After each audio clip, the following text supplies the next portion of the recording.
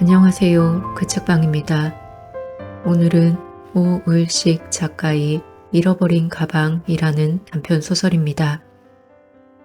그 책방에서 전에 비련사 가는 길과 추자의 엉덩이에 붙은 신심파스로 소개한 적이 있는 작가입니다. 오을식 작가의 작품은 추리소설 같은 형식을 띠고 있어서 읽는 내내 궁금증을 자아내며 끝까지 읽고 나면 등장인물의 의문스럽던 행동에 깊이 공감하게 됩니다. 오늘 읽어드릴 잃어버린 가방 또한 마찬가지입니다. 이 작품은 다 듣고 나시면 마음에 나직하면서도 묵직한 울림과 감동을 느끼실 것입니다. 저는 읽는 동안 전혀 몰랐다가 다 읽고 나서야 잃어버린 가방이 무엇을 의미하는지를 깨달았습니다. 차분하고 편안한 마음으로 감상하여 주시기 바랍니다. 낭독 시작하겠습니다. 구독하고 청취하여 주셔서 고맙습니다.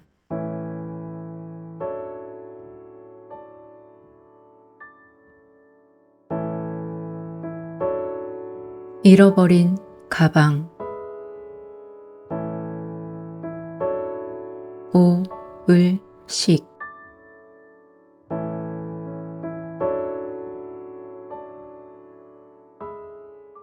(113) (119) 나는 방금 그렇게 중얼거린 것 같다. 잃어버린 가방에 문을 밀면서 말이다. 이상한 일이었다. 오래전 코올리게 시절부터 귀에 못이 박히도록 들었던 그 숫자들을 나는 왜 하필 커피숍 문을 밀면서 떠올렸던 것일까? 물론 그럴 수 있을 것이다. 가령 오던 길에 마주쳐 비껴간 어떤 청년의 거동이 왠지 수상쩍었다든지 아니면 먼 발치로 남아 근처 건물의 옥상 너머로 시커멓게 치솟는 연기를 목격했다든가 해서 그 청년이 혹시 그 연기가 어쩌면 하고 자꾸 고개를 갸우뚱거리는 사이 내 의식의 경보장치가 마침내 삐 하고 경보음을 낸 것일지도. 하지만 그건 한갓 무용한 상상일 터였다. 왜냐하면 나는 종례를 끝내기가 무섭게 학교를 나와 곧장 탑동로를 따라 내려왔고 오는 도중 그런 일로 걸음을 지체하거나 해찰한 기억이 전혀 없으니까 말이다.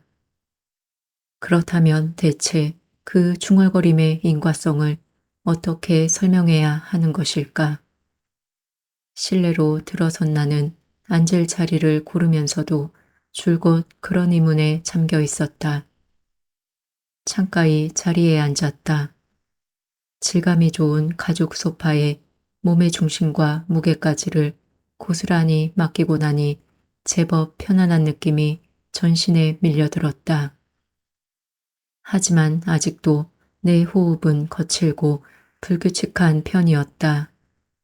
오면서 꽤 쟁걸음이었던 데다 결과적으로 그 중얼거림이 내게 일종의 스트레스를 준 것일 터였다. 아가씨가 가져온 컵을 벌컥벌컥 비워냈다. 물을 들이켜는 내 모습이 좀 걸싸고 개검스러웠을까? 돌아서는 그녀의 입가에 살짝 엷은 웃음기가 돋는 게 보였다. 나는 그녀의 허리선과 힙라인이 연속적으로 엇물리는 역동적인 걸음걸이를 곁눈으로 훔쳐보면서 주머니에서 팔팔을 꺼내 불을 붙여 물었다. 잃어버린 가방은 한가했다. 20평 남짓한 공간에 사람이라고는 방금 주방으로 들어간 아가씨와 나 단 둘뿐이었다. 때문에 실내는 마치 일몰의 햇살이 길고 나른하게 드리워진 방과 후의 교실처럼 차분히 가라앉아 있었고 스피커에서 흘러나오는 음악 또한 낮고 느린 탓에 일견 괴괴한 느낌마저 없지 않았다. 나는 담배를 뻑뻑 빨아대면서 아주 곰곰이 아까의 그 수상한 중얼거림에 대한 해답 찾기를 시도했다. 하지만 좀처럼 그것의 해답이 될 만한 증거는 쉬 떠오르지가 않았다. 그러다 나는 문득 혹시 낮에 그 전화 때문이었을까 하는 막연한 추측을 하였다. 당신 잊어버리지 않았죠? 아이 참, 오늘 탑동에 나가시는 거요. 절대로 눈치 못 채게 아주 조심조심 살피세요. 마치 간첩을 잡는다는 각오로 말이에요. 절대로 놓치시면 안 돼요. 그런 불장난은 소방서에서도 못 끄는 거니까 당신이 알아서 끄세요. 아셨죠? 오늘 낮에 교무실로 걸려온 아내의 전화는 나를 아연 긴장케 했었다. 그런 만치 나는 오후 내내 그 전화 내용을 무슨 대단한 화두처럼 붙잡고 낑낑거렸던 것이다. 그러니까 그 화두 아닌 화두가 내 의식 속에서 자꾸 반복해서 되뇌고 들끓다가 무의식 중 어떤 연상작용을 일으켜 내 경보장치를 깜빡 건드린 건 아니었을까.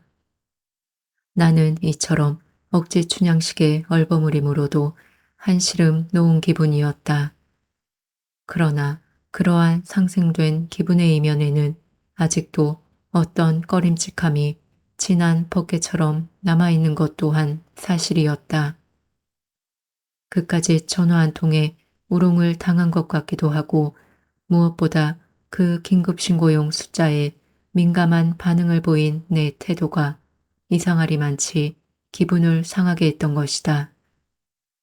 나는 다시 담배를 한 모금 깊게 빨아들이면서 눈길을 창밖으로 보냈다.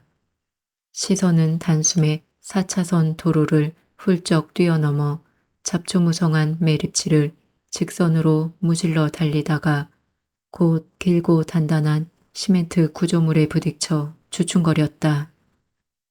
구조물 너머로 바다가 불타고 있었다. 바다와 이편 육지를 마치 편을 가르듯 자르고 몰아놓은 방파제를 따라 사람들은 매우 한가로운 모습으로 끼리끼리 모여 담소를 즐기거나 짝을 지어 걷고 있었다. 나는 한동안 방파제를 따라 오가는 사람들의 행동 하나하나를 아주 유심히 살피면서 계속 줄담배를 태웠다. 내 폐부를 휘돌아 밖으로 나온 담배 연기는 유리창을 투과해 들어온 나른한 햇살에 형편없이 휘몰렸다. 커피, 연하게. 내가 차주문을 내자 주방에서 아가씨가 얼른 고개를 끄덕였다. 이 가게의 주인이자 점원이기도 한 그녀는 차주문을 주로 주방에서 받았다. 그게 이 집의 규칙인지 어쩐지는 잘 모르지만 만약 그게 규칙이라면 나는 이미 그 규칙에 익숙할 만큼 이 집의 단골인 셈이었다. 주방에서 차주문을 받는다는 어떤 거리감 때문일까? 커피숍은 늘 빈자리가 많았다. 그래서 올 때마다 지금도 문을 열고 있을까 하는 걱정을 앞세우고 들어와 차를 마시고 나가면서는 혹시 여자의 입에서 그동안 고마웠다는 작별의 인사라도 나올까 지레 두려운 언제나 쓸쓸하고 위태로운 공간. 나는 이 커피숍의 그런 독특한 느낌을 자주 즐기는 편이었다. 그래서 일주일에 한두 번 정도는 꼭 들렀다. 하지만 오늘은 여느 날과는 다른 방문이었다. 내가 오늘 이 공간을 찾은 것은 그런 분위기에 적고자 온 것이 아니라 바로 내 어머니를 감시하기 위함이었다. 그 연세에 사랑에 빠지다니. 나는 속으로 그렇게 중얼거리면서 커피를 한 모금 목으로 넘겼다. 그러고는 시선을 다시 방파제 서편으로 돌렸다. 바로 저곳일 터였다. 탑동 제2공원. 종려나무와 돈나무, 유도화와 키 작은 소나무가 작은 숲을 이룬 저곳. 바로 저곳이 어머니와 엿장수가 밤마다 엿판을 벌인다는 문제의 장소일 터였다. 갑자기 가벼운 두통 같은 짜증이 치밀었다. 나는 윗입술을 지그시 깨물었다. 입술을 깨물자 어머니의 발그레한 얼굴이 떠올랐다. 어머니는 지금도 목욕 중이실까? 아니면 이미 목욕탕에서 나와 방파제 끝 어디쯤에서 어둠을 기다리는 올빼미처럼 몸을 숨긴 채 어서 날이 저물기를 기다리고 있는 것일까? 어머니의 밤 외출이 시작된 건 별로 오래전 일이 아니었다. 그러니까 그게 아마 지지난주 토요일이었을 것이다. 그날 학교에서 돌아온 나는 오후 내내 거실에서 비스듬히 누워 텔레비전을 보고 있었다. 텔레비전에서는 프로야구 중계를 하고 있었다. 어머니는 그때 작은 방에 반다지를 열고 당신의 이 옷 저 옷을 꺼내서 몸에 대충 걸쳐보고 계셨는데 나는 어머니의 그런 모습을 공수가 바뀔 때마다 CF처럼 보면서도 별로 대수롭지 않게 생각했었다. 기껏해야 곧 추석이니 서울 형님 댁에 가실 준비를 하시는 거겠지 하고 넘겨짚고는 말았던 것이다. 야구가 거의 끝나갈 즈음 어머니는 드디어 한복 한 벌을 골랐고 나머지 옷들은 다시 반다지 속에 차곡차곡 개서 넣으셨다. 내 눈꺼풀은 그때쯤 반쯤 내려앉아 야구 선수들의 모습이 마치 발레리나의 율동으로 보일 만큼 졸음에 겨워 있었다. 그러다 오늘 그토록 잘 때리고 달리던 종범이가 세컨 베이스를 훔치려다가 그만 그쪽 포수에게 들켜서 죽자 나도 그만 스르르 맥이 풀리고 말았는데 잠에서 깨나 보니 그새 밤 11시가 넘어 있었다. 어머닌 주무시나? 작은 방에 불이 꺼져 있길래 나는 무심코 아내에게 그렇게 물었다. 그런데 아내의 대답이 엉뚱했다. 어머니가 초저녁에 마실을 나가셨는데 여태 돌아오시지 않고 있다는 거였다. 그것도 한복을 곱게 차려입고 나가셨는데 말이다. 그날 밤 어머니는 새벽 2시가 넘어서야 집으로 돌아오셨다. 오시면서 그냥 오신 게 아니라 두르고 나간 목도리에다 뭔가를 싸가지고 오셨다. 그건 엿이었다. 보통 엿이 아니라 울릉도 호박엿이었다. 어머, 아닌 밤중에 웬 엿이에요? 아내가 졸린 눈을 손등으로 비벼 뜨면서 묻자 어머니는 응, 불쌍한 엿장시가 있어서 팔아줬다. 어서들 한 볼테기씩 해라. 하시고는 엿 하나를 손바닥에 놓고 손칼로 탁탁 때려 쪼개서 손수 분배까지 하셨다. 어머니는 평소에 검약하시는 당신답지 않게 어찌나 엿을 많이 샀는지 그 양이 우리 5 식구가 하루 세끼 식사를 엿으로 먹어도 될 정도였다.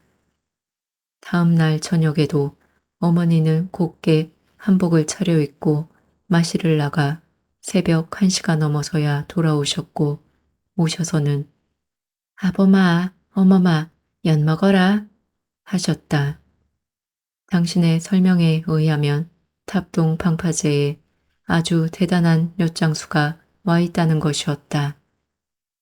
소리도 잘하고 춤도 잘 추고 입담 좋은 엿장수가 있어서 그 구경을 다니신다는 거였다.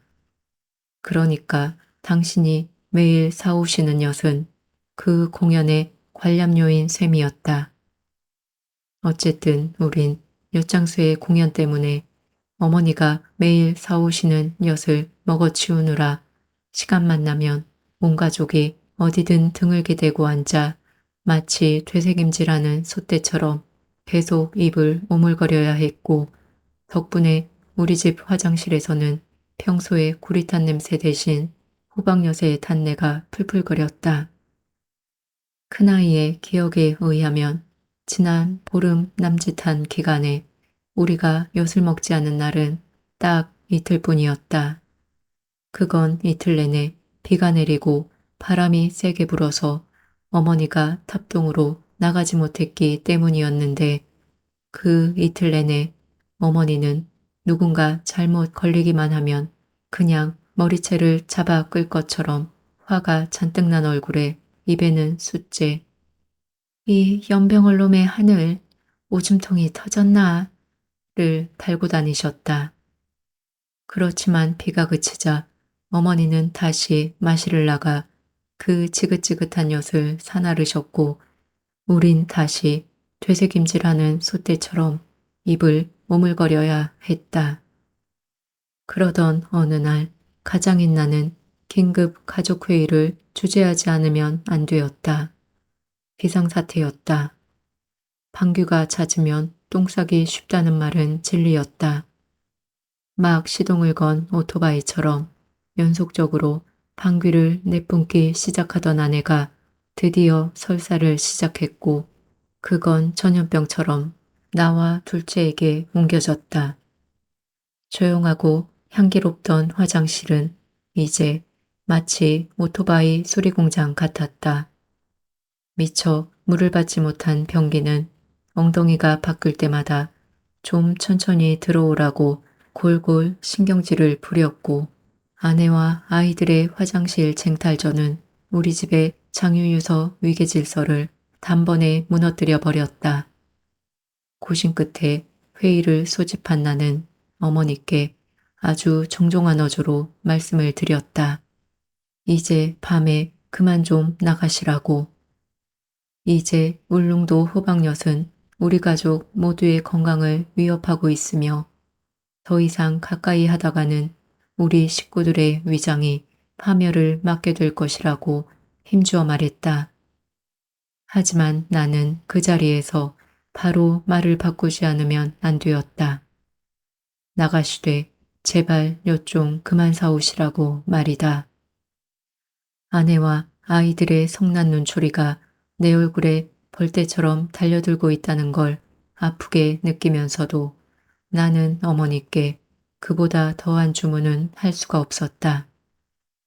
그건 바로 어머니의 표정 때문이었다.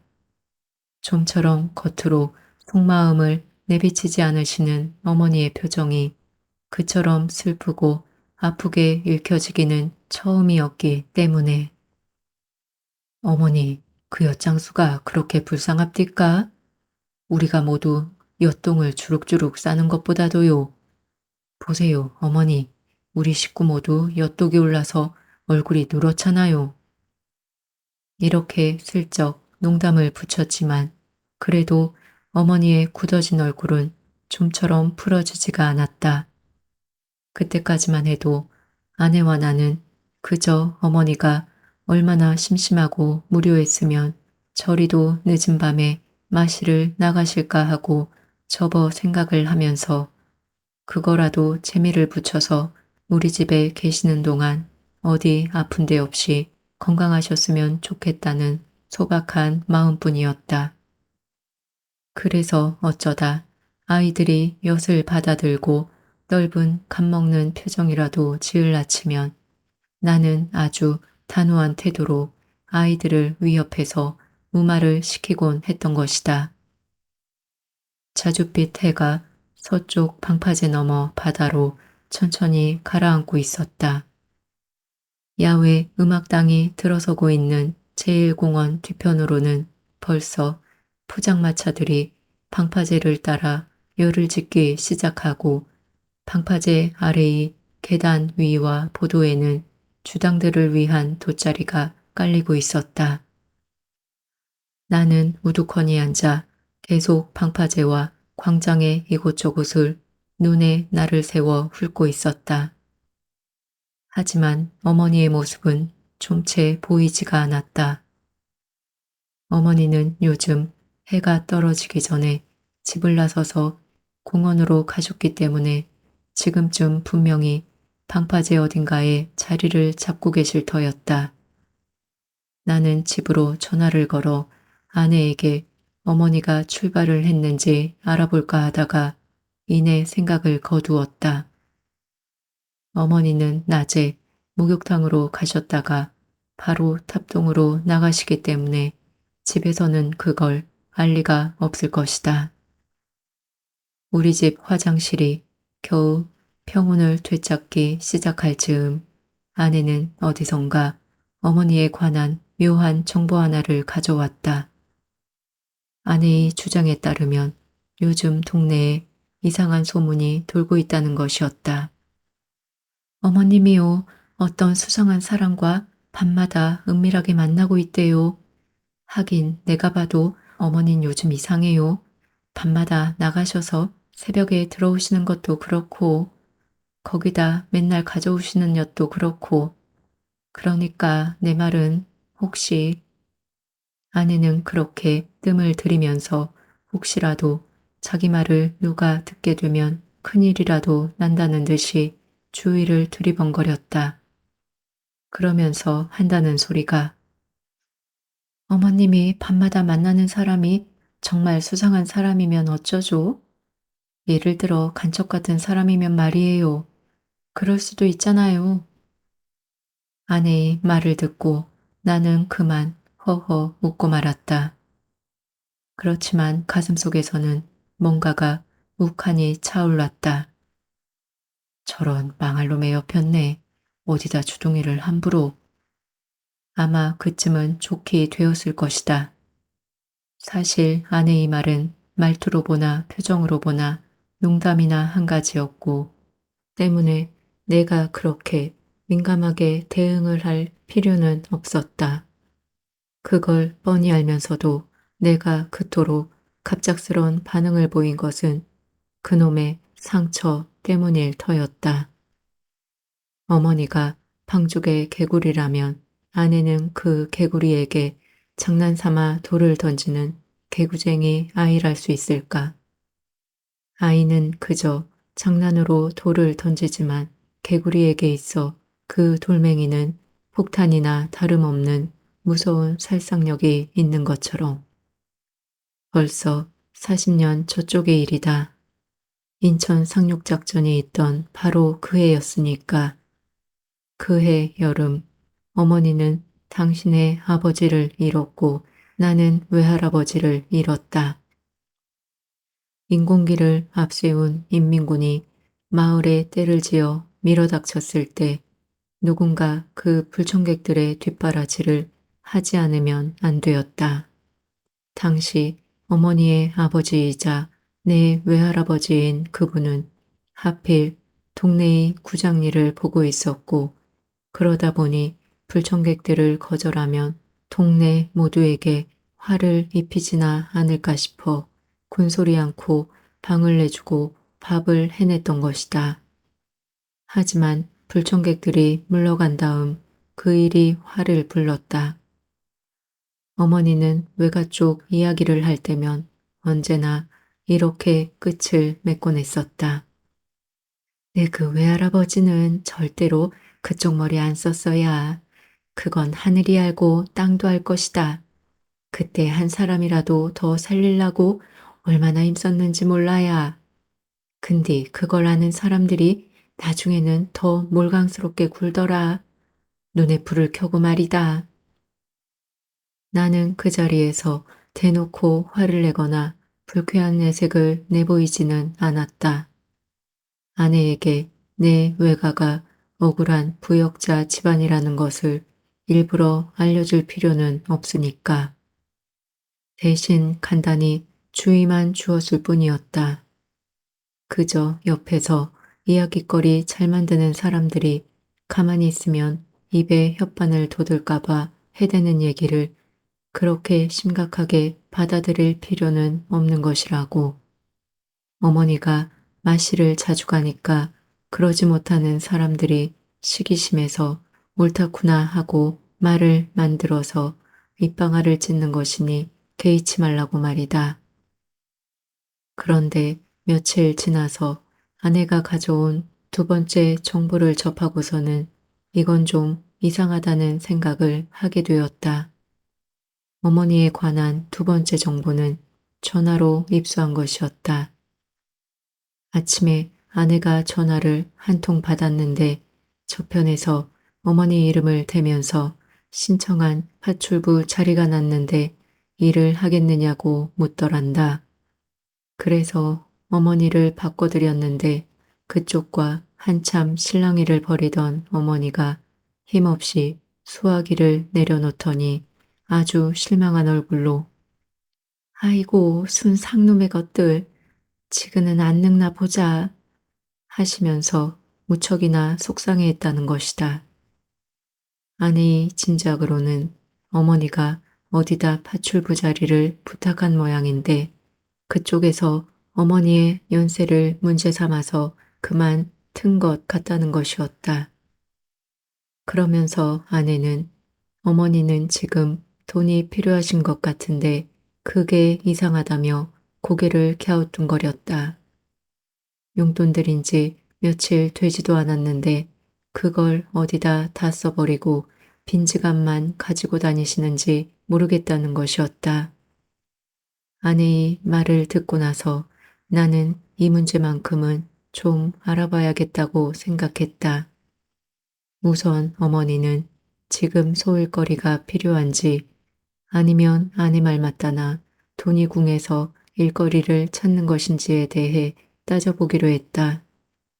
내 생각에 어머니는 아마도 소일거리를 찾고 있는 것 같다. 평생을 흙에서 살아오신 데다 손에서 일을 놓는 것을 죄악으로 여기시는 분이니 이제 일거리를 찾을 만도 하다. 꽃다운 나이 29에 아버지를 먼저 보내고 혼자서 아이들 넷을 반듯하게 키워낸 어머니. 당신의 그 눈물겨운 노동이 없었다면 오늘의 나와 우리 형제는 존재하지도 존재할 수도 없다는 것을 나는 누구보다 잘 알고 있다. 어머니는 우리 고향 마을이 공업단지로 수용되지 않고 그래서 형이 토지 보상비를 받아 서울로 이사를 가지 않았다면 지금도 손에 홈이나 괭이를 잡고 밭에 나가 땀을 흘리고 계실 것이다.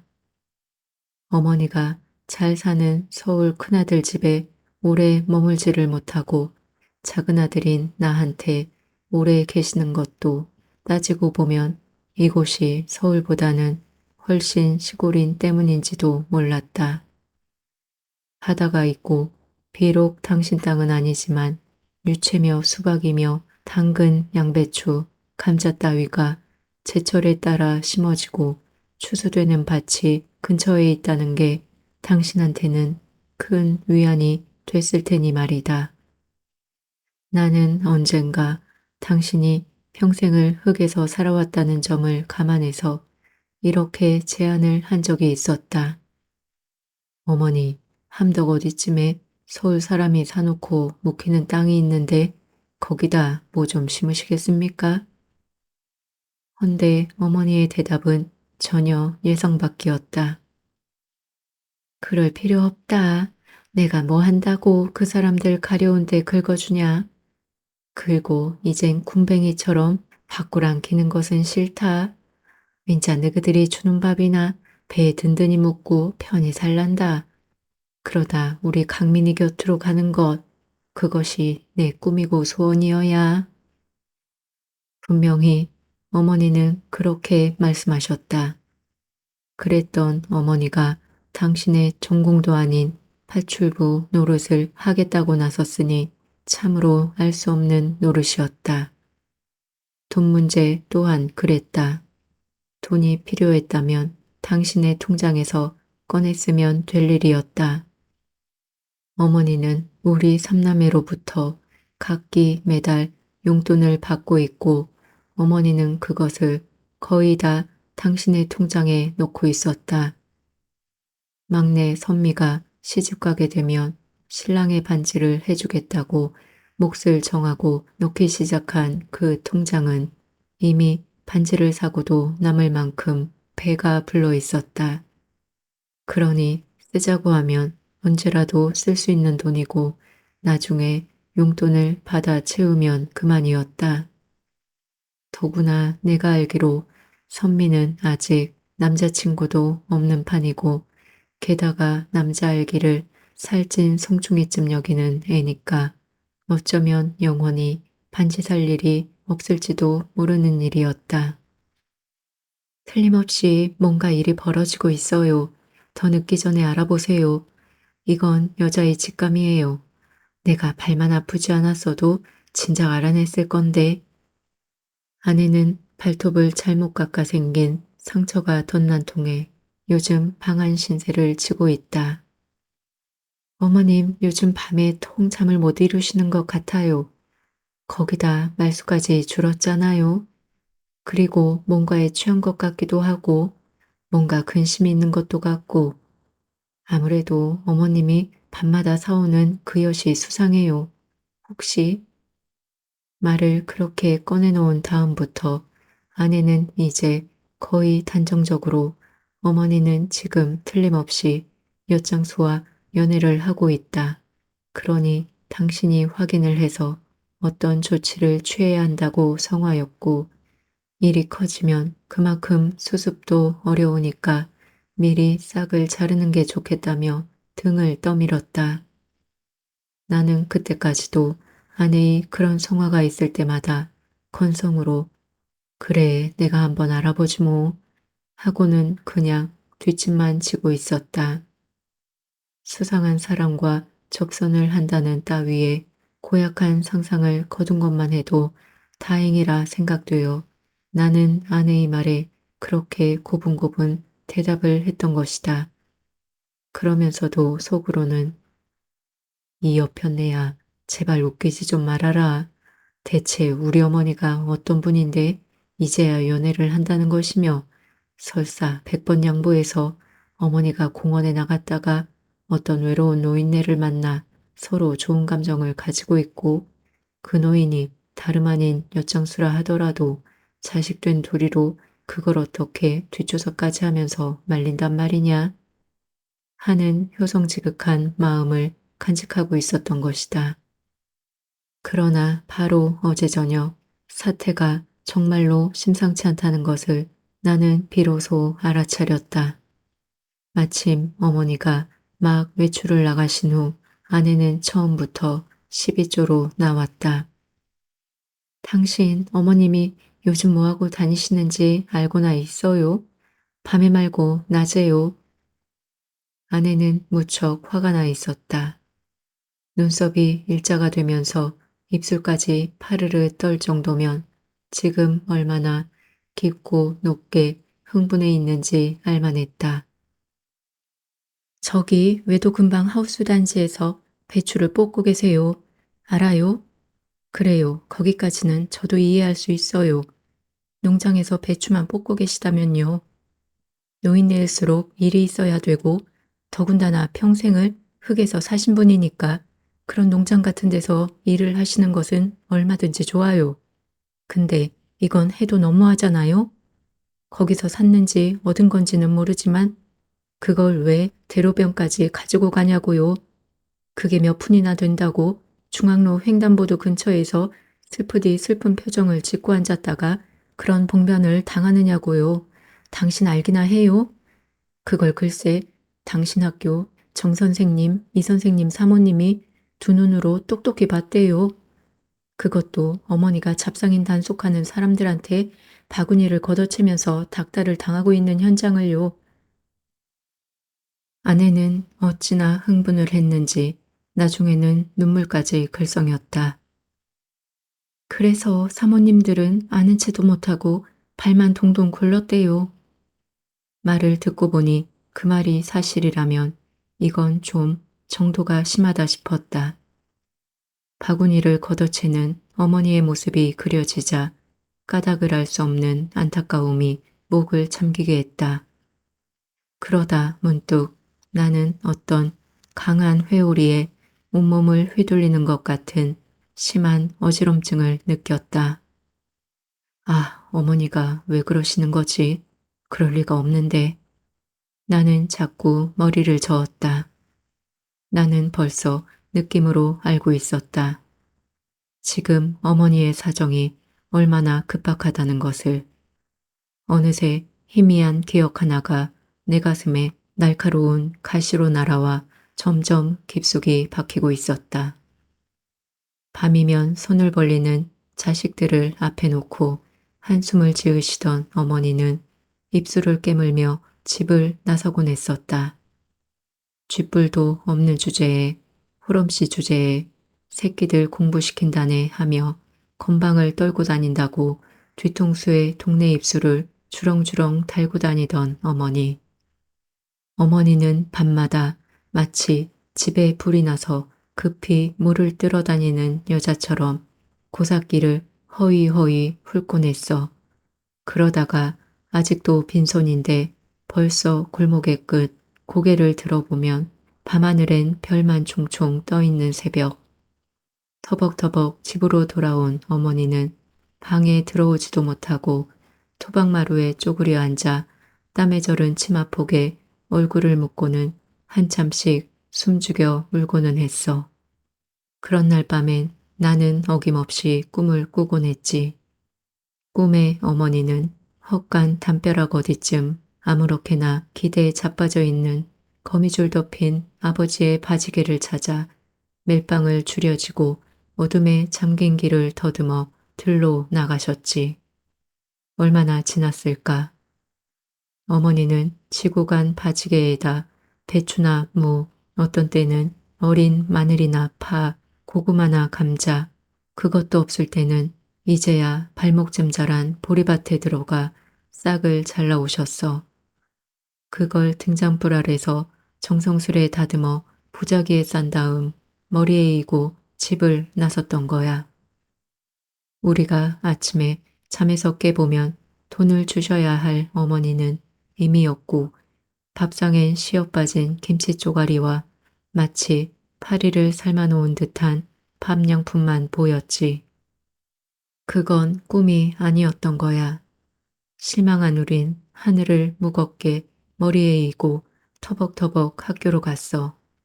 너는 육성회비 언제 낼래? 어라, 이놈 준비물도 안 가져왔네. 하고 벌을 세울 담임선생님의 무서운 도끼 눈을 떠올리면서. 그런데 이상한 일도 다 있지. 정말 이상한 일이야. 학교에 가다 보면 우리가 넘어야 할 잔등 저쪽에서 꼭 우리 엄마 같은 사람이 이리로 오고 있는 거야. 땀을 뻘뻘 흘리면서 손에 뭔가를 꼭 쥐고서 말이지. 엄마다, 진짜 엄마다. 나는 기뻐서 어쩔 줄을 모르지만 다음 순간 나는 금세 어머니가 미워지고 싫어지곤 하지. 왜냐하면 보나마나 어머니는 그걸 머리에 이고 읍내로 나가 우리 반 미경이네 집이나 식당을 하는 영섭이네 집이나 내가 뒤에서 속으로 좋아하는 일시민의 집에 들어가 비굴한 짓을 했을 테니까. 아들아, 머리를 쥐어뜯고 열심히 공부를 해야 쓴다이. 알았지야? 어머니는 언제나 똑같은 말을 돈과 함께 쥐어주고 내가 방금 걸어 넘어왔던 가풀막을 향해 땀을 훔칠 새도 없이 휘적휘적 걸어가곤 했어. 그 먼지 풀썩이는 20리 흙길을. 대체 이제야 무슨 돈이 필요했기에 어머니는 배추 보퉁이를 이고 길을 나섰던 것일까? 대체 누가 손을 벌렸기에 나는 자꾸만 눈에 밟히는 그 기억들을 애써 밀쳐내며 계속해서 그런 물음을 던지고 있었다. 아내 말처럼 그걸 팔아서 정말 애인을 주려고 했던 것일까? 왜? 그 엿장수가 돈을 달라고 보채기라도 한 것일까? 그렇다면 탑동의 엿장수는 진짜로 어머니의 연인이란 말인가? 나는 아내의 짜증에다 어머니의 그 믿어지지 않는 행동 때문에 머리가 지끈지끈 아파왔다. 그래서 당장이라도 탑동으로 달려나가 어머니를 붙잡고 대체 이게 무슨 일이냐고 소리라도 지르고 싶었다. 하지만 나는 그 길로 탑동에 나가지 않았다.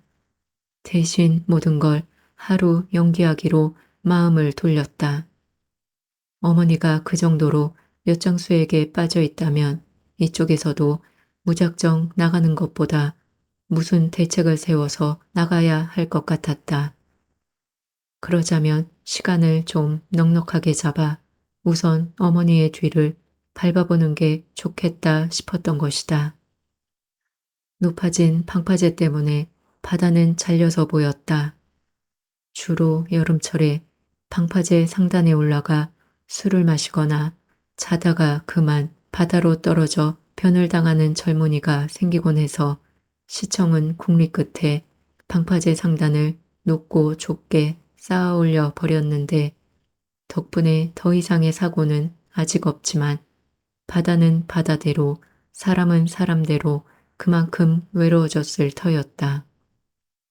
방파제에서 시선을 거두어 들인 나는 커피숍의 왼쪽 벽면을 아주 빠르게 훑다가 어느 지점에서 슬쩍 멈췄다. 그 벽면에 생소한 그림 한 점이 걸려 있었던 것이다. 지난주까지도 없었던 그림이었다. 내가 그것을 유심히 뜯어보고 있는데 아가씨가 주방에서 이 편에 대고 그림 좋죠? 한다. 아주 적나라하네 그림이. 내가 그녀를 쳐다보며 그렇게 말하자 그녀는 다시 덧니를 살짝 드러내며 빙그레 웃었다. 거기 그림의 제목 좀 보세요. 우습죠? 미술 선생님께서 멋진 평을 좀 해주시죠. 그녀는 얼굴을 붉히면서 또랑또랑 그렇게 말했다. 나는 그림의 제목을 소리내서 읽었다. 장군 18. 그건 누드화였다. 그림은 감상자의 회화에 대한 입장과 취향과 수준에 따라 아주 난처한 음화일 수도 있고 예술적 향추가 분분한 고급 작품일 수도 있는 말하자면 외설과 예술의 경계를 아슬아슬하게 타고 있는 듯이 보였다.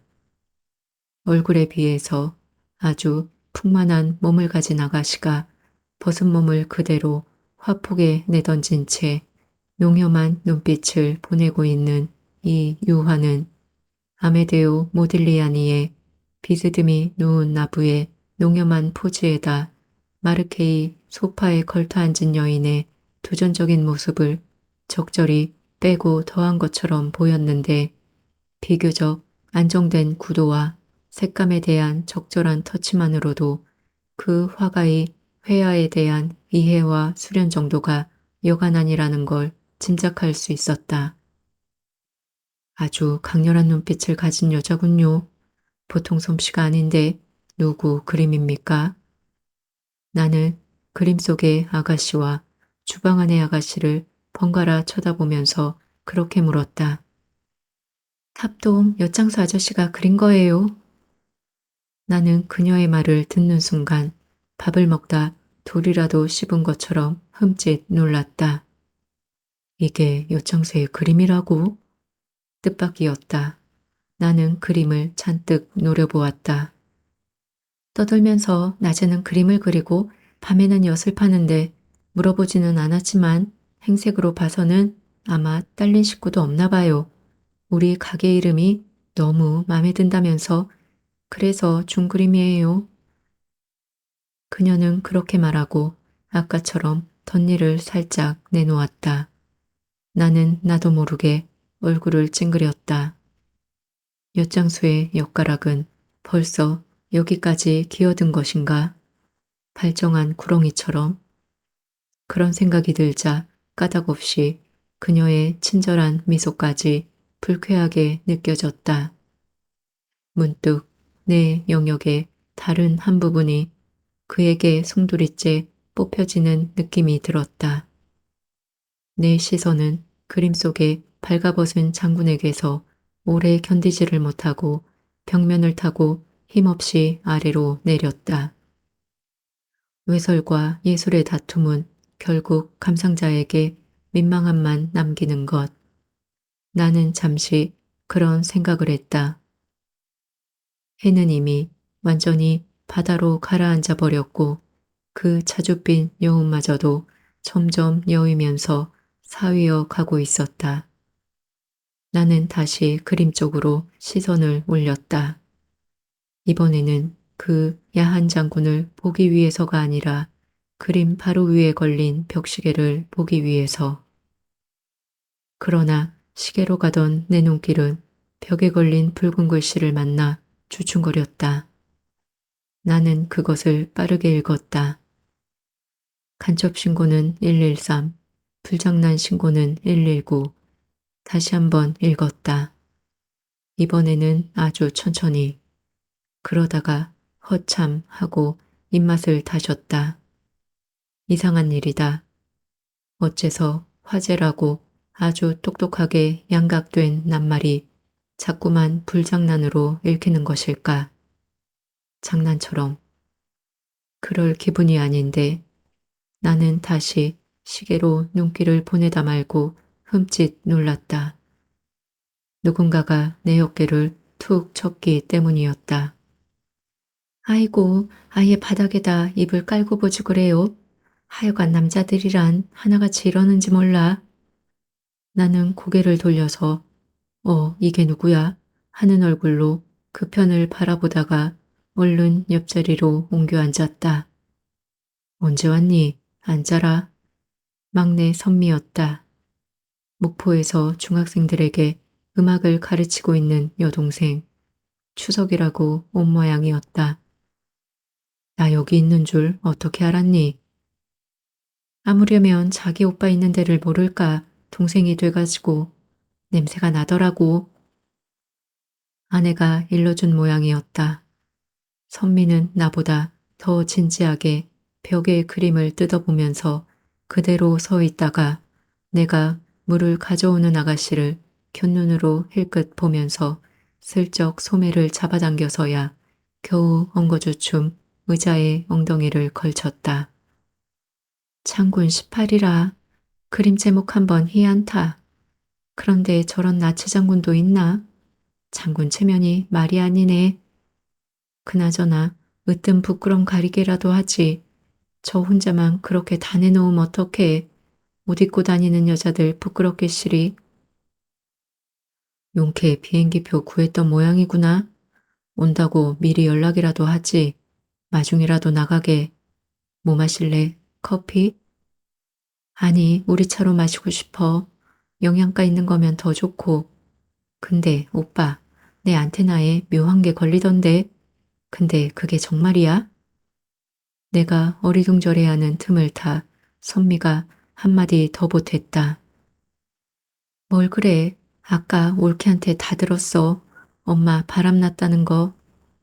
그게 무슨 말버릇이냐는 뜻으로 나는 눈을 흘겼다. 하지만 선미는 아예 한 발 더 나갔다.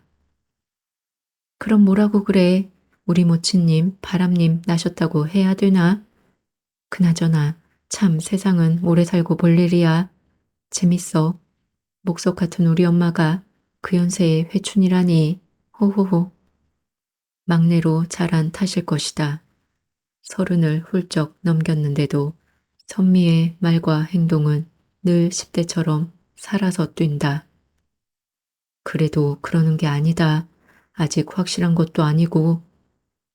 여창스라며 상대가? 선미는 잠시 목소리를 낮춘다. 아니, 화가야. 정말? 언니는 그런 말 안 했는데? 이제야 선미는 약간 놀라는 기색이다. 그러나 곧 믿을 수 없다는 표정이 역력하다. 나는 그런 선미의 눈을 피해 다시 벽의 그림으로 시선을 돌렸다. 저 장군은 처녀가 아닐지도 모른다. 버금 딸린 부끄럼. 아까 선미는 여자의 유방을 그렇게 말했다. 버금 딸린 부끄럼의 꼭지 부분이 표가 나게 도드라지고 검다. 그렇다면 그건 누군가가 거길 못 살게 굴었다는 증거니까. 아, 우리 엄마 되게 상향 지원했네. 놀라워. 가만히 있어봐. 그러니까 만약 이게 성사만 된다면 그때부터 나는 그 지긋지긋한 농부의 딸이 아니라 화가의 자제가 되는 것이네. 그거 참. 그런데 새언니가 말한 엿장수는 뭐야? 화가하고 라이벌? 엄마가 그렇게 능력이 좋아? 당황해하던 처음과는 달리 선미의 말투는 제법 안정을 찾고 있었다. 엿도 팔아. 밤에는 말하자면 엿장수 화가지. 화가 엿장수든가. 그래요. 야, 멋진데. 그야말로 엿장수 맘대로네. 나는 벽에 저 그림이 바로 그 사람 그림이라는 말을 하려던 참이었다. 바로 그때였다. 무심코 창밖을 바라보던 선미가 갑자기 자리에서 불쑥 일어서서는 손짓으로 밖에 한 지점을 가리켰다. 저기 엄마 맞죠? 방파제 왼쪽 세 번째 가로등 밑에. 어머니가 분명했다. 하얀 한복 한 벌이 방파제를 따라 제2공원 쪽으로 바삐 이동 중이었다. 선미는 벌써 카운터 앞에서 지갑을 뒤적이며 아가씨가 주방에서 나오기를 기다리고 있었다. 어둠이 신압으로 내리고 있었다. 선미와 나는 커피숍을 나와 제2공원 쪽으로 나란히 걸었다. 걸음을 옮길 때마다 발에 밟히는 엷은 어둠의 감촉이 약간 차갑고 눅눅하게 느껴졌다. 나는 아버지를 떠올렸다. 장승처럼 훌쩍 큰 키에 비해 삶의 길이는 무척이나 짧고 고단했던 아버지.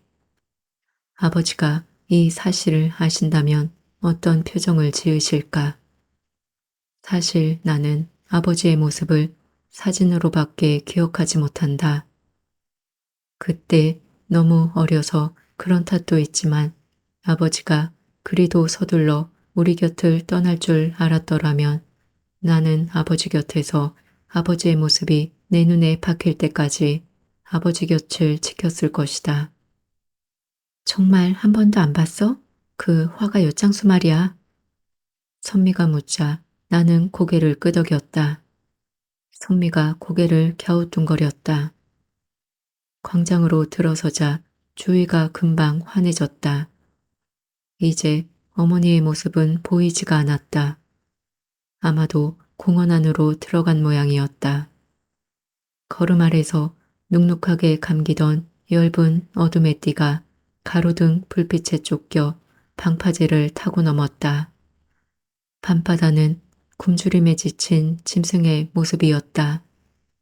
가로등이 꺼지면 금방이라도 돌아서서 방파제의 모든 것을 한 입에 넣고 물어뜯어 놓을 것만 같은 거친 출렁임. 그러나 길 옆 포장마차에서 새어나오는 카바이드 불빛은 따스해 보였다. 뿐만 아니라 가로등과 추석 전야의 만월이 쏟아내는 넉넉한 금가루와 은가루는 따로따로 예뻤다.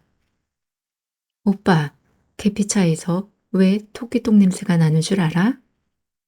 달을 쳐다보며 걷던 선미가 난데없이 내게 물었다.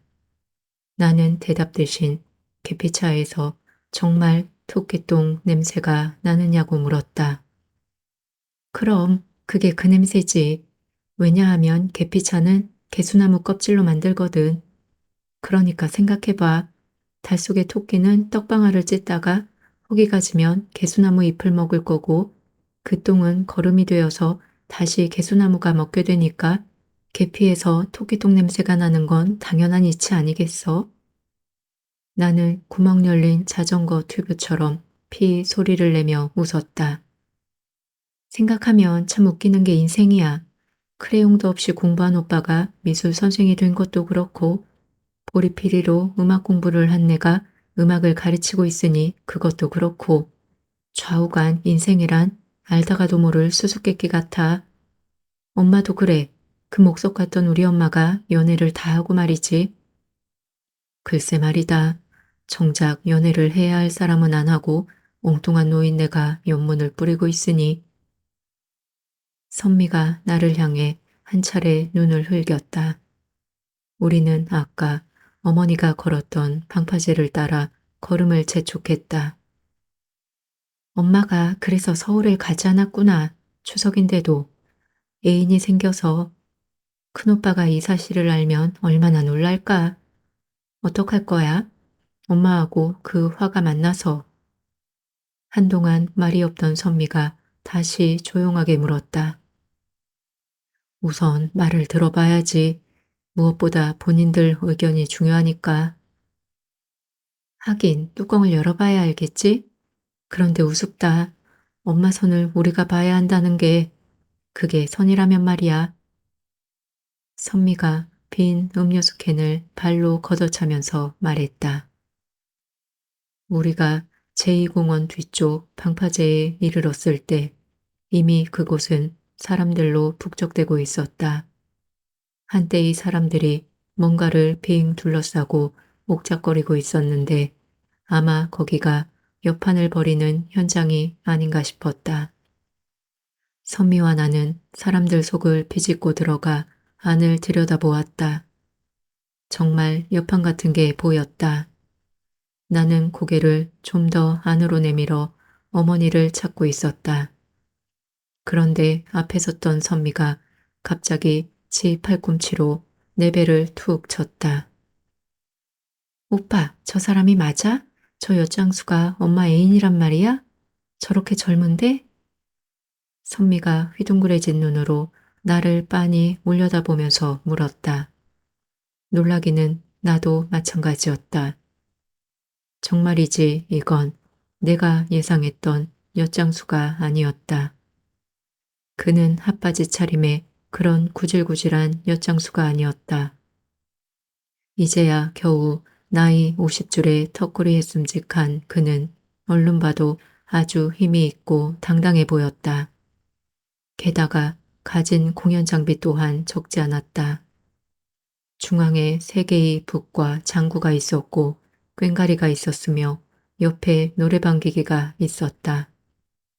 처음에 나는 내가 잘못 찾아왔거니 했었다.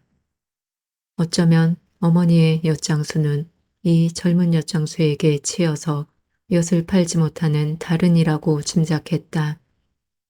하지만 근처에 다른 엿장수는 없었고 우리는 거기서 어머니를 발견했던 것이다.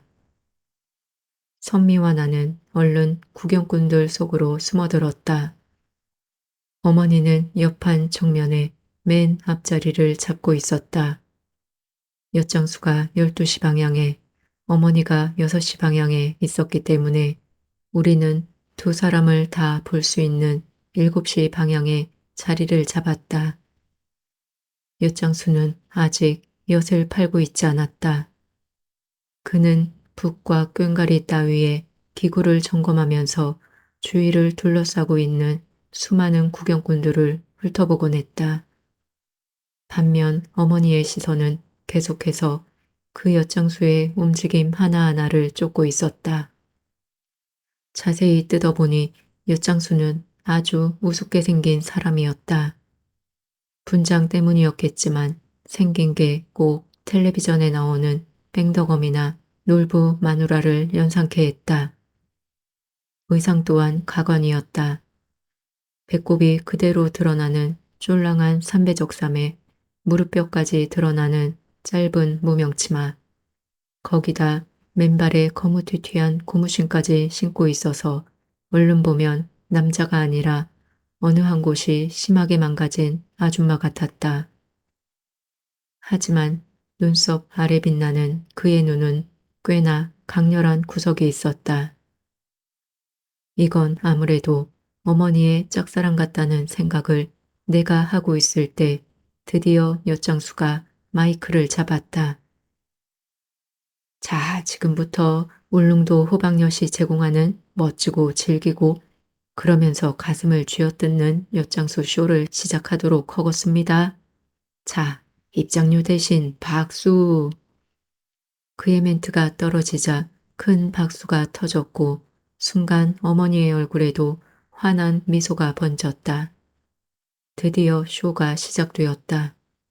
엿장수가 양손에 북채를 잡고 3개의 북이 역삼각으로 걸린 북대로 휙 돌아서자 곧 검정색 트렁크같이 생긴 앰프에서 빠른 템포의 민요가 흘러나왔다. 그는 그 곡에 맞춰 북을 두드리기 시작했다. 그의 손은 점점 속도가 붙어 빨라졌고 그러면서 북을 치는 그의 몸도 박자를 타기 시작했다. 북을 치는 솜씨가 그냥 젓가락을 두드리며 어깨너머로 배운 솜씨는 아닌 것 같았다. 당겼다간 밀고 밀다가는 채고 챘다가는 또 슬슬 풀어내는 솜씨가 여간이 아니었다. 그의 이마에는 곧 땀이 맺혔고 그때부터는 북소리가 그의 몸의 구석구석에서 둥둥 울려나오는 것 같았다.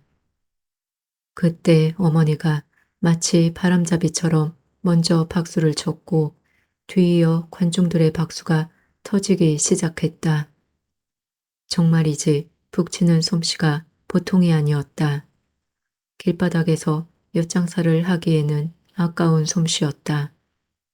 내 눈은 연신 움직이는 사내와 신명이 난 어머니를 번갈아서 보느라고 바쁘게 움직였다.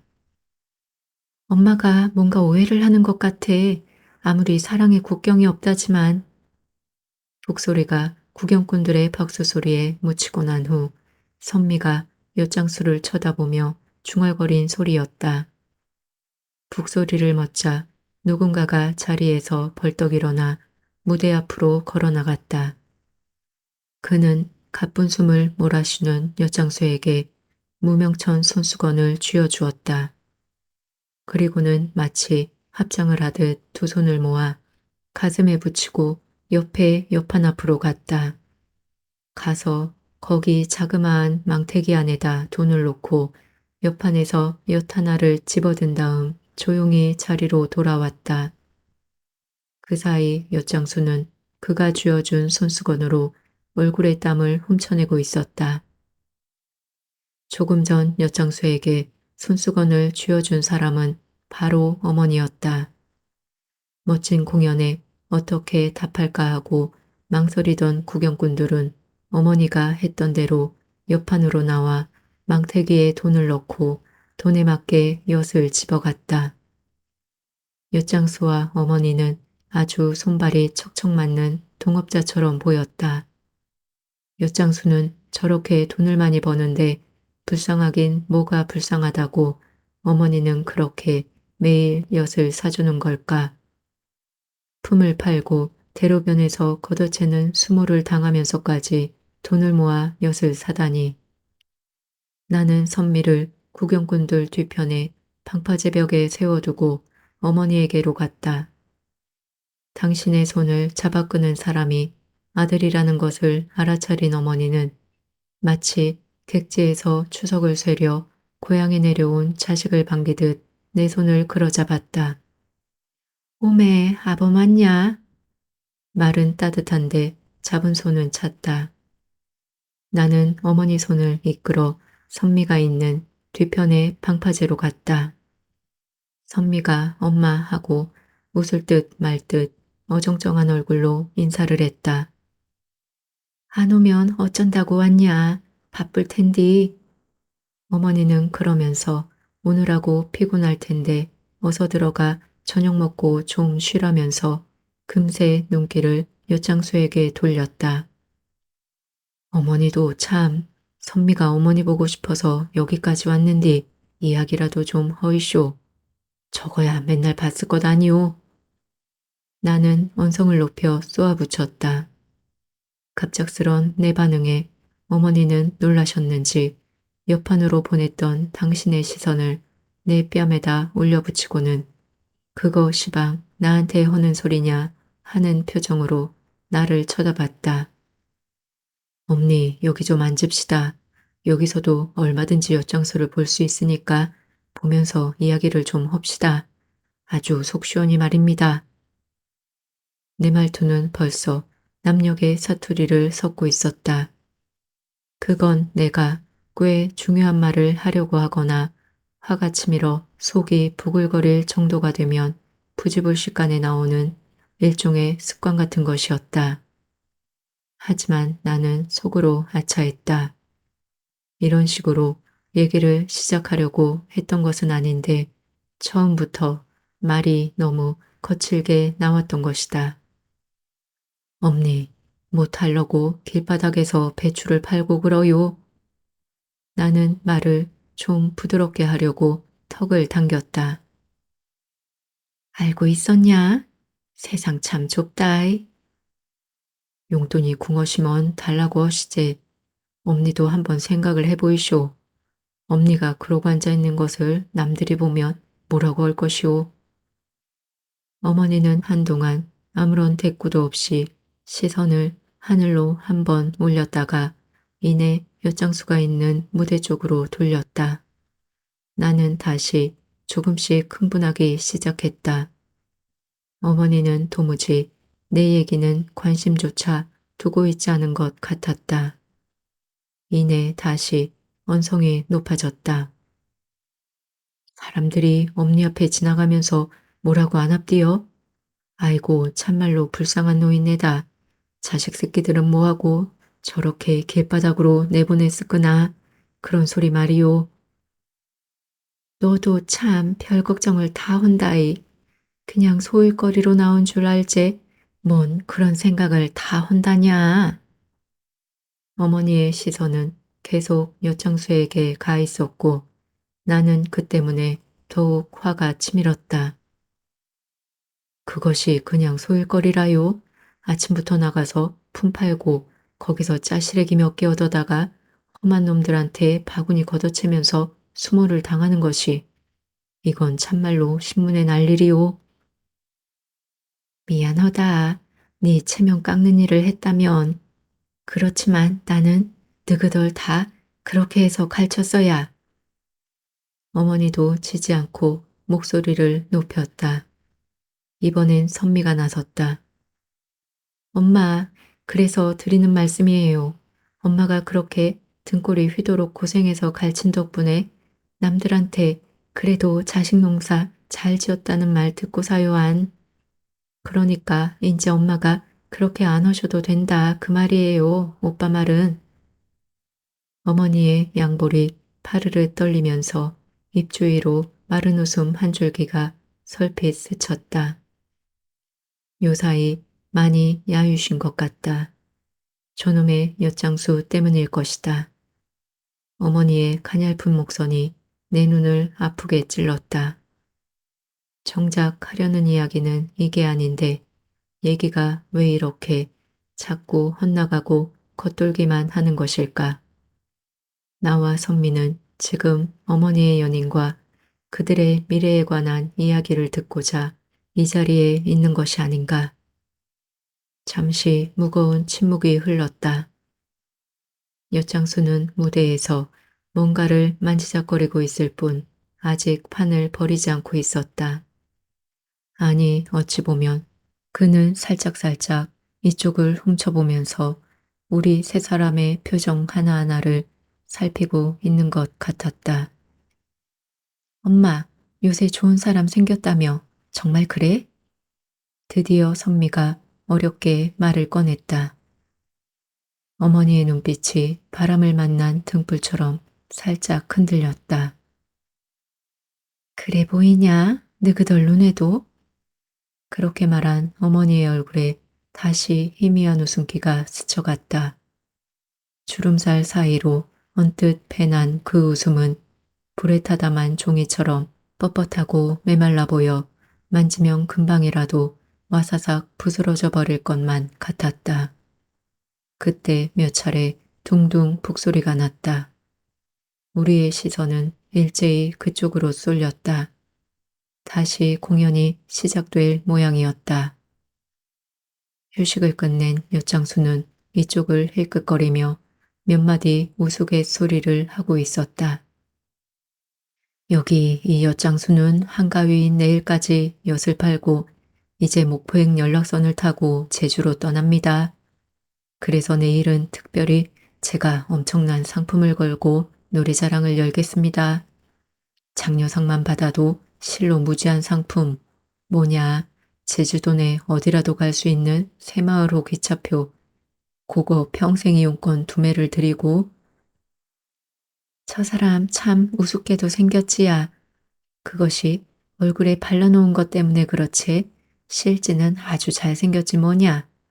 거기다 얼마나 입담이 좋은지 아마 젊은 것들은 빤스에다 오줌을 몇 번씩 재렸을 것이다. 어머니는 그렇게 말하고 흐린 날의 그늘처럼 희미하게 웃었다. 내일이 추석인디 어디 갈 데도 없다고 하더라. 발 닿는 곳이 고향이랴. 저렇게 웃고 떠들어도 시방 가슴에는 불덩이가 목구멍까지 차 있을 것이다. 나는 고개를 숙이고 잠시 계단 아래를 내려다보고 있었다. 어머니는 드디어 당신의 입을 통해서 그를 열렬히 사모하고 있음을 실토할 셈인가. 나는 두려웠다.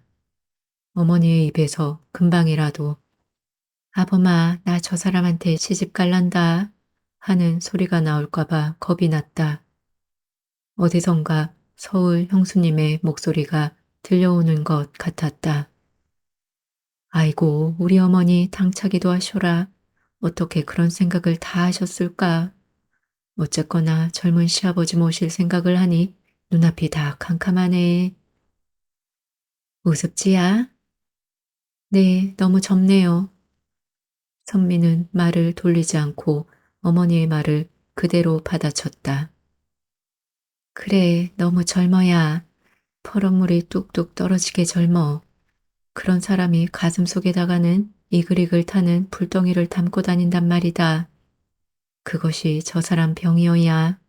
그것을 어서 어서 퍼내 불어야 쓸 것인디. 노인네가 별 걱정을 다 한다고 나는 속으로 이죽거렸다. 아까보다 구경꾼의 수가 편하게 줄어 있었다. 시간이 늦었고 바람도 차가워진 때문일 것이었다. 그 때문인지 어머니의 표정도 해가 떨어진 후의 바다처럼 점점 더 어둡고 쓸쓸해 보였다. 나는 답답했다. 어머니는 왜 이제야 저토록 외로움을 타는 것일까? 젊은 시절 내내 마음의 문을 꼭꼭 닫고 있다가 하필 백발이 성성한 지금에 와서야 불가능한 봄을 꿈꾸면서 자식들의 입장을 이토록 난처하게 만드는 것일까? 나는 자꾸 한숨을 내쉬고 있었다. 엿장수는 이제 소리를 할 모양이었다. 두그랑고 바닥에 털썩 주저앉아 어흠어흠 목을 다듬었다. 광주에서 왔단다. 거그가 고향이어야. 어머니는 혼잣말처럼 중얼거렸다. 나는 고개를 끄덕였지만 속으로는 아따 어머니 참 용하시오. 그새 엿장수 신상파악까지 다 했구만요이 하는 말을 머릿속에다 베베 꼬고 있었다. 엿장수는 자기 북 장단에 맞춰 새야새야 울지 마라로 시작되는 단가로 목을 풀더니 이내 춘향가로 들어갔다. 사랑가 한 대목. 나는 그걸 들으면서 어쩌면 저 노래 때문에 어머니의 마음이 엿장수에게 기울게 되었는지도 모른다고 생각했다. 사랑, 사랑, 내 사랑이야. 엿장수는 그냥 그렇게 노래를 불렀을 뿐인데 어머니는 그걸 당신 마음대로 그러면 그렇지. 저 사람이 시방 내게 사랑 고백을 하고 있구나 하고 김칫국부터 마신 것 같다. 잔나비 띠란다. 참 세세하게도 알고 계시군요. 나는 여기까지 내 사고의 길을 닫고 있었다.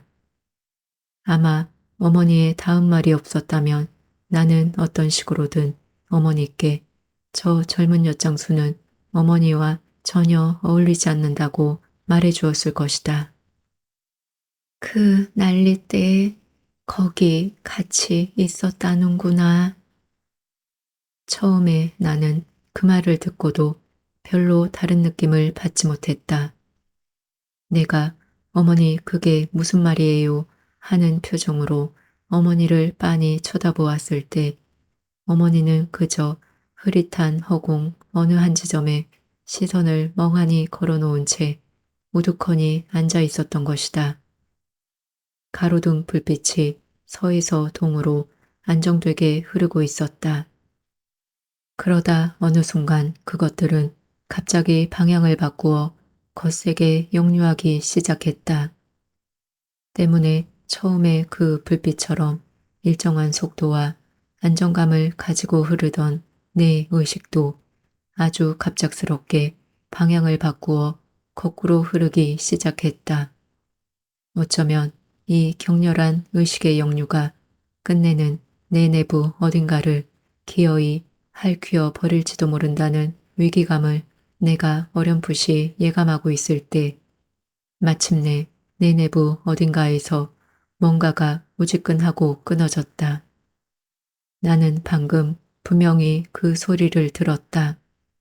그건 가슴 한쪽의 갈비뼈가 우지끈 내려앉는 소리 같기도 하고 배 꼬였던 창자가 마침내 툭 하고 터져 양분되는 느낌 같기도 했다. 나는 툭 하고 내 의식 속으로 뛰어든 어떤 이름 하나를 아주 천천히 몇 번이고 되뇌고 있었다. 강민, 내 아우 강민. 나는 고개를 들어 하늘을 우러러보고 있었다.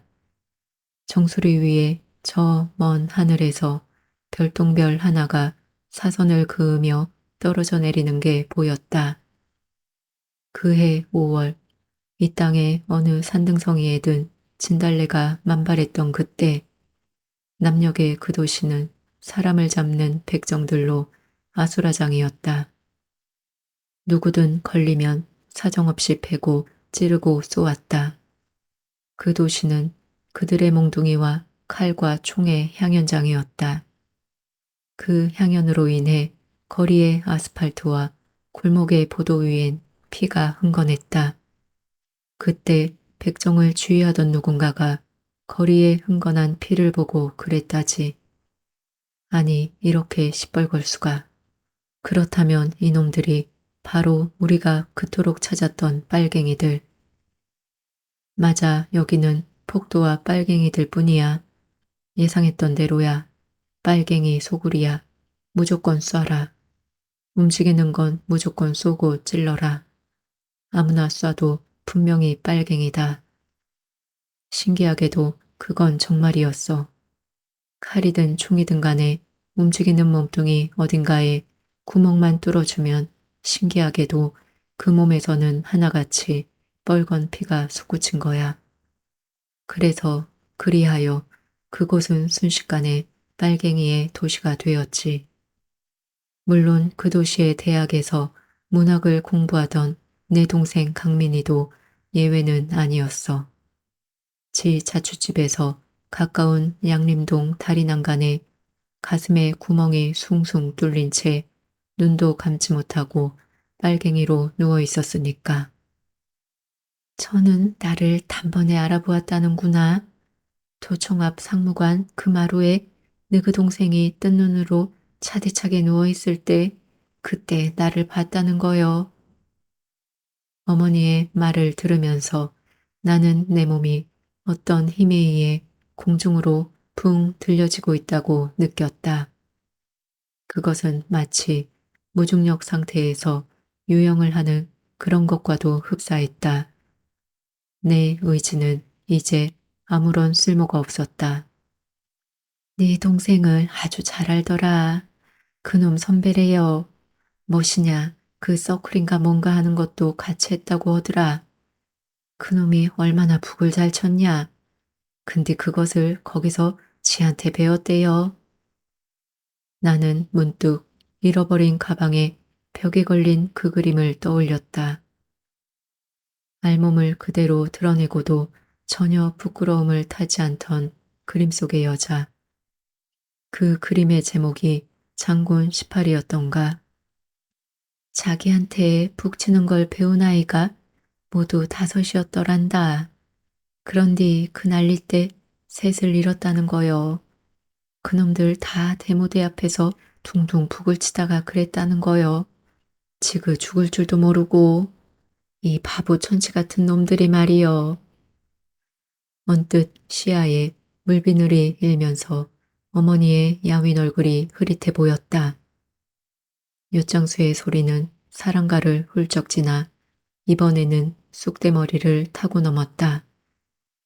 쑥대머리, 머리 귀신 형용. 목에 갇힌 춘향이님을 그리며 신세 한탄을 하는 그 대목을 그는 계속 눈을 감고 불렀다. 소리를 끝낸 엿장수는 자리에서 일어나 물로 목을 축이고 있었다. 그러면서 그의 눈길은 오래도록 어머니에게 안겨 있었다. 그때 엿장수의 눈도 젖고 있었는지 어쨌는지 나는 알지 못한다. 그가 다시 양손에 북채를 잡고 둥둥둥 북을 치기 시작했다. 저 북소리를 잘 들어봐라. 나도 처음엔 그 소리를 듣지 못했다만 잘 들어보면 그 속에서 아주 귀에 익은 소리가 들릴 것이다. 바로 너그 동생의 목소리 말이다. 더 자세히 들어보면 그놈 웃음소리가 들리고 그러다가 엄니 하고 우는 소리도 들리고 그리고 뭐라고 혼자서 흥얼거리는 소리도 들리고 그럴 것이다. 아까부터 흐려지기 시작한 내 시야는 이제 모든 것이 굴절되어 보였다. 마른 하늘에서 비라도 오는 것일까? 북소리에 점점 속도가 붙기 시작했다. 북을 하나 사주려고 했어야. 저기 위쪽 북 하나가 터지기 직전이어서 그래서 앞뒤 안 재고 시장에 나갔던 거요. 내 몸뚱아리 성할 때 내 몸 움직인 돈으로 북을 사주고 싶었어야. 그것이 이 못난 어미가 우리 강민이한테 해주는 마지막 선물일 거라 그렇게 생각을 하면서 말이다. 그렇게 북을 사주면 저 사람은 조선 팔도를 떠돌면서 둥둥 북을 쳐댈 것이고 그 소리는 사방팔방으로 퍼져나가 염라대왕 명부에도 없는 뒤 시방 구천을 맴돌고 있는 그 불쌍한 원혼들을 달래도 주고 그리고 무엇보다 그 난리를 일으키고도 총알이 저 혼자 나가 불었다고 공갈을 치는 놈들한테 내 아들 강민이가 아직도 이렇게 시퍼렇게 둥둥 살아있는디 그런 공갈을 치냐고 그러면 천벌을 받는다고 그걸 가르쳐주고 싶었어야. 그랬던 거요. 북소리는 점점 빠르고 거세졌다. 이제 엿장수는 거기 없었다. 화가도 없었다. 있다면 오직 둥둥 울리는 북과 춤추는 북채만이 있을 뿐이었다.